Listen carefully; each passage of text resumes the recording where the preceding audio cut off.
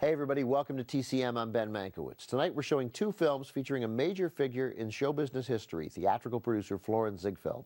During the first few decades of the 20th century, Ziegfeld was the leading showman on Broadway. He was known for his elaborate musical revues and for discovering big stars, including Eddie Cantor, Burt Williams, W.C. Fields, Will Rogers, and Fanny Brice. Ziegfeld's discovery of Brice is the subject of our first film. From Columbia Pictures in 1968, it's Funny Girl.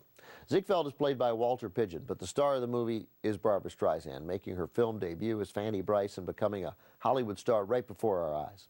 In real life, Fanny Brice was a singer and comic, probably best known for her Baby Snooks radio show in the 1940s.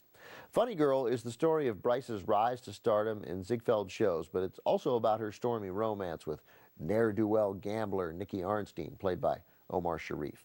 Streisand played Brice in the Broadway version of Funny Girl, which opened in 1964, but when it came to making the movie, Columbia Pictures executives were not sold on Streisand, believing she wasn't well known enough to carry the movie. The execs wanted Shirley MacLaine.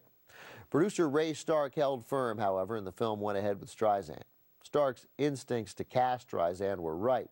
The movie was a huge success. Streisand won an Oscar for Best Actress, actually tying Katharine Hepburn for The Lion in Winter.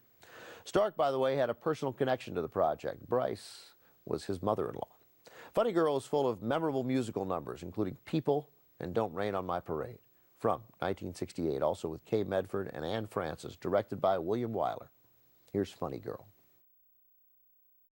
Funny Girl was a family affair for producer Ray Stark. Fanny Brice had been his mother-in-law.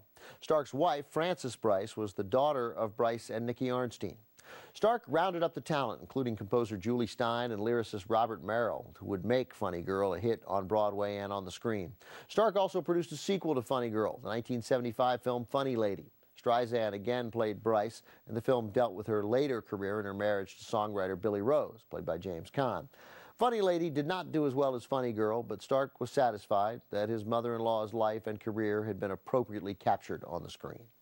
Up next, producer Florenz Ziegfeld moves from a supporting character in Funny Girl to center stage in a film that looks at his loves, his life, and his theatrical career.